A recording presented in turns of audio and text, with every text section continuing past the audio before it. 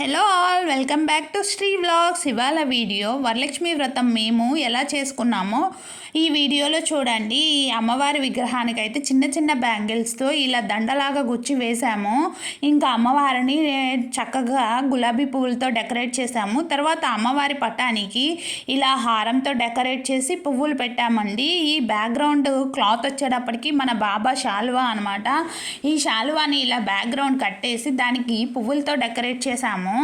ఇదైతే ఈ వీడియో మొత్తం ఈ స్టార్టింగ్ వీడియో అయితే డెకరేట్ చేసిన తర్వాత ఎలా ఉందో వీడియో తీశాను. ఇంకా అప్పటికి పూజ స్టార్ట్ చేయలేదు. అమ్మవారికి ఇంకా sari, red colour sari, bangles పెట్టాము. ఇంకా అమ్మవారికి వచ్చేటప్పటికి మేము వరలక్ష్మి వ్రతానికి రూపులు చేయించుకుంటామండి. గౌరీదేవిని చేసి ఆ అమ్మవారికి రూపులు వేసాము. తర్వాత ఇంకా ఈ డెకరేషన్ అయితే ఇలా చేసామన్నమాట. ఇంకా పూజ స్టార్ట్ చేసుకుందాము.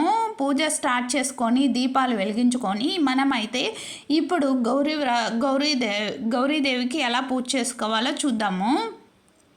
ముందుగా అయితే దీపారాధన చేసామండి. దీపారాధన చేసిన తర్వాత ఈ గౌరీదేవి అమ్మవారికి పూజ చేసాము. రూపులు ఉన్నాయి కదండి, ఆ రూపులకి మొత్తం కలిపి పూజ చేసుకున్నాము.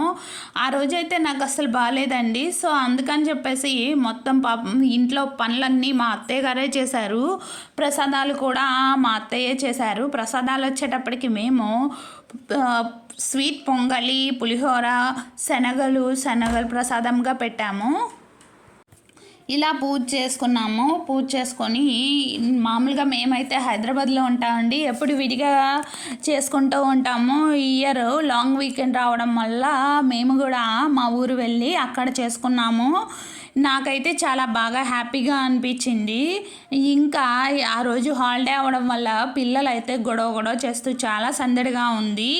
లాస్ట్లో పిల్లలు ఎంత గొడవ చేశారో ఆ వీడియో కూడా ఉంది. లాస్ట్ వరకు చూడండి. నా వీడియో కనుక నచ్చితే please like the video and subscribe my channel. Thank you. Bye.